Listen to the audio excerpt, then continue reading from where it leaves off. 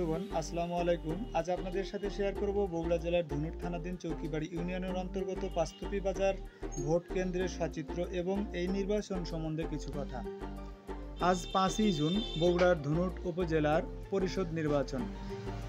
এই উপজেলায় রয়েছে 9,26,634 জন পুরুষ ও 1,28,687 জন মহিলা ও তৃতীয় লিঙ্গের 3 জন সহ মোট 2,55,324 জন ভোটার। উপজেলা নির্বাচন অফিসের তথ্য মতে ষষ্ঠ উপজেলা পরিষদ নির্বাচনে 90টি ভোট কেন্দ্রের বিপরীতে রয়েছে 627টি বুথ, আছে 90 জন প্রিজাইডিং অফিসার ও 687 জন সহকারী প্রিজাইডিং অফিসার।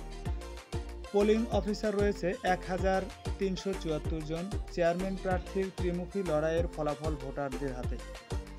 আজ সকাল 8টা হতে বিকাল 4টা পর্যন্ত ভোটাররা তাদের কাঙ্ক্ষিত প্রার্থীর প্রতীকে ভোট প্রদান করবে।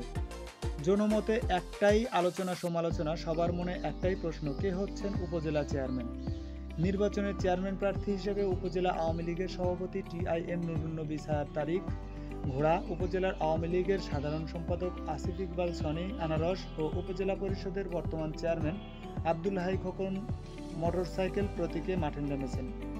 এছাড়াও মহিলা ভাইস চেয়ারম্যান পদে সুলতানা জাহান সেলাই মেশিন, নাজনীন নাহার হাঁস, পপি রানী সাহা কলস, রেবেকা সুলতানা ফুটবল, সীমা আক্তার প্রজাপতি, ভাইস চেয়ারম্যান পদে অমৃত কুমার সাহা মাইক, চপল মাহমুদ টিউবওয়েল ও ইকবাল হোসেন তালা প্রতীকে নির্বাচন করছেন।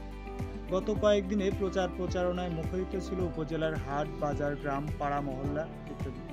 মাইকিং, লিফলেট বিতরণ, উঠান বৈঠকের মধ্য দিয়ে শেষ হয়েছে প্রচারণা।